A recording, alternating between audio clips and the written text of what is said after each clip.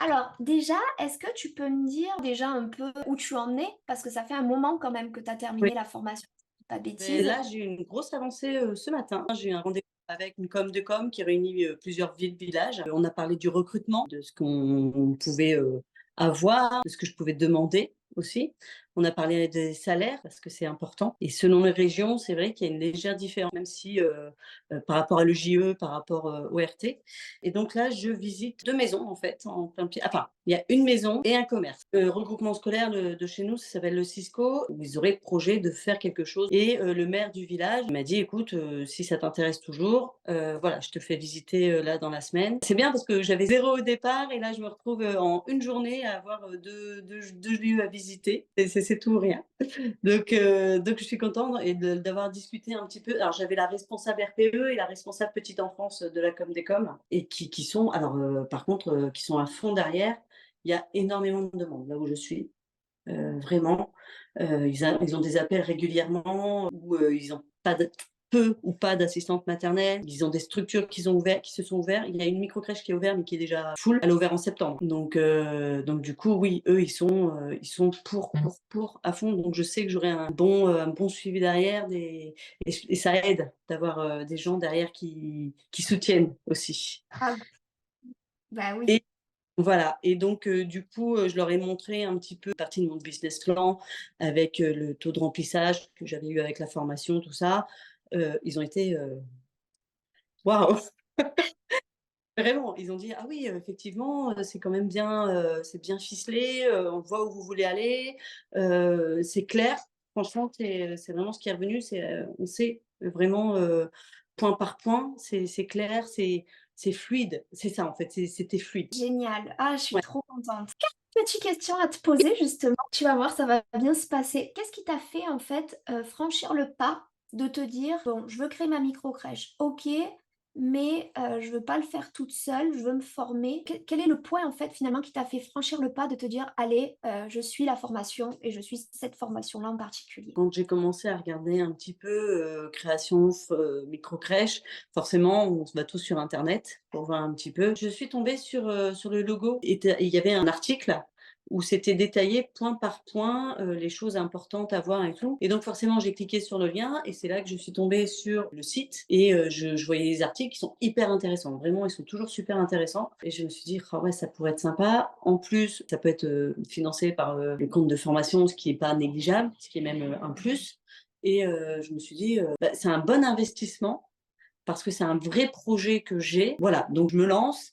Vraiment, je me suis dit: «Même si mon projet n'aboutit pas, ce que j'aurai appris, ce sera forcément un plus». Donc voilà, c'est ce qui m'a fait, m'inscrire à la formation. Est-ce que le fait finalement d'avoir payé, ça t'a permis de te dire: «Bon, bah, là, ça y est, là, je prends au sérieux»? Il y a de l'argent qui a été investi, c'est pas, et voilà, il faut quand même, suivre le truc, il faut être, attentif. Mais ce que j'aime aussi, c'est le fait qu'on puisse revenir dessus autant de fois qu'on veut. C'est vrai que le côté formation en ligne sous forme de vidéo justement qui te permet d'y aller quand tu veux, de revenir dessus, C'est ça.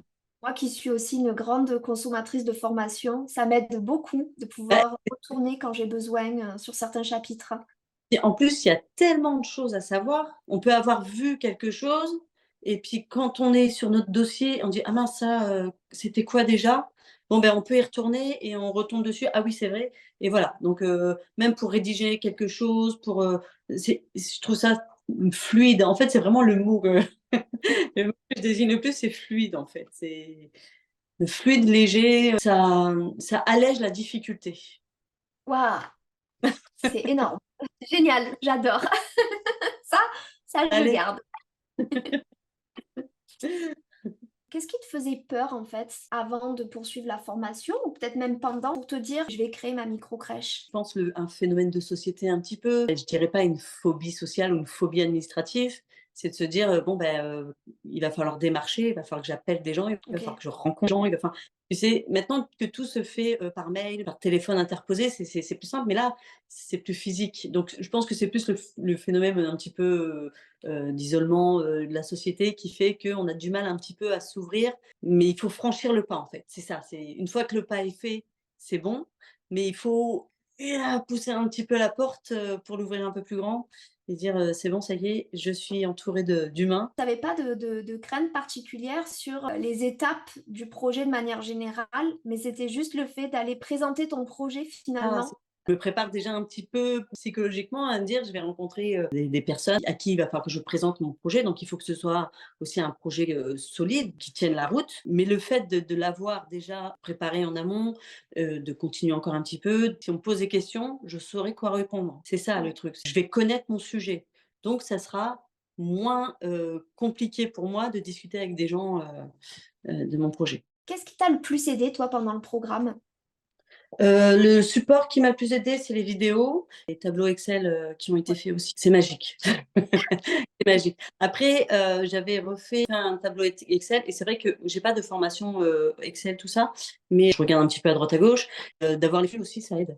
Donc les tableaux Excel sont top et les réunions d'information où on est plusieurs à parler de nos projets, ça, c'est bien parce qu'en plus de savoir où en sont les autres, on se dit: «Waouh, mais si elles en sont là, ça veut dire que moi, je peux aussi un jour en être là». Pendant ma réunion, avec la com de com, je disais, après tout, je me suis dit aussi: «Pourquoi pas moi? Si d'autres y arrivent, pourquoi moi j'y arriverai pas, quoi?» C'est ça le truc. C'est ça et ça c'est aussi un déclencheur. C'est quoi qui t'a fait, changer comme ça? Quand j'ai fini la formation, j'ai dit: «Bon, bah, ça y est, c'est bon, j'ai tout, je me lance». J'ai pas fait en même temps que la formation, je sais pas si tu vois ce que je veux dire? Ouais, C'est que oui. ça peut aussi le faire pendant la formation, étape par étape, bon, ben, là, il faut chercher le locage et le local, machin. J'avais besoin d'avoir la formation pour avoir les clés déjà, mais une fois que j'avais fini, j'ai dit, j'ai vraiment j'ai fermé mon cahier. J'ai dit: «Bon, bah, allez, il va falloir maintenant». J'ai plus d'excuses à dire: «Oui, mais j'ai pas fini, machin», c'est voilà, j'ai plus d'excuses, faut y aller. Dans ta tête, c'était l'étape à franchir pour te dire: «Ça y est, maintenant, j'y vais». J'ai tout en main. Il y a un point que j'ai pas approfondi, c'est pas grave, je l'ai de côté, quand j'en aurai besoin, je l'ouvrirai. Voilà. Là, pour l'instant, on fait ça. Je piocherai les détails après, quand je serai dans le cas, pratique. C'est super et encore une fois, franchement, bravo à toi. C'est super et bah, je suis contente en tout cas que ça t'ait vraiment aidé à changer d'état d'esprit et plus te trouver des excuses, mais C'est te dire: ça.